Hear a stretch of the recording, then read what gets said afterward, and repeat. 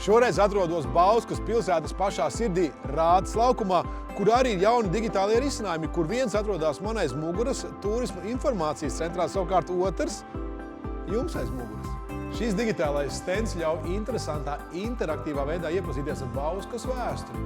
Man visvairāk patīk, ka tas ir spēļu veidā.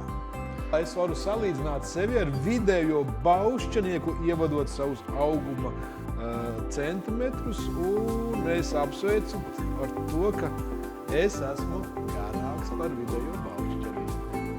Palūk! Bauskas novada atrodas 4 vēstures apskates objekti, kuri dzīvē vairs nepastāv, bet lejuplādējot aplikāciju Bauska AR un skenējot attēlus, kur atrodas pie objektiem, jūs tos varat ieraudzīt. Atrodoties Bauskas pilskalnā un noskanējot attēlu, jums parādīsies pats Zemgals hercogs Ketlers, kurš ir dzīvojis šajā pilī, un jūs ar viņu varat sasveicināties un noskaidrot, kurš tad ir garāks.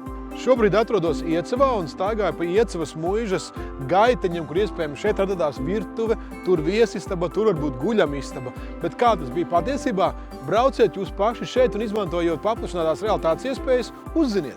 Noskanējiet attēlu un jums šī vēsturiskā vieta būs redzama pilnā apmērā. Kur atrodas šie un citi turisma objektu digitālie risinājumi Bauskas novadā, jūs varat atrast šajā kartē. Tās jūs saņemsiet Turisma informācijas centros.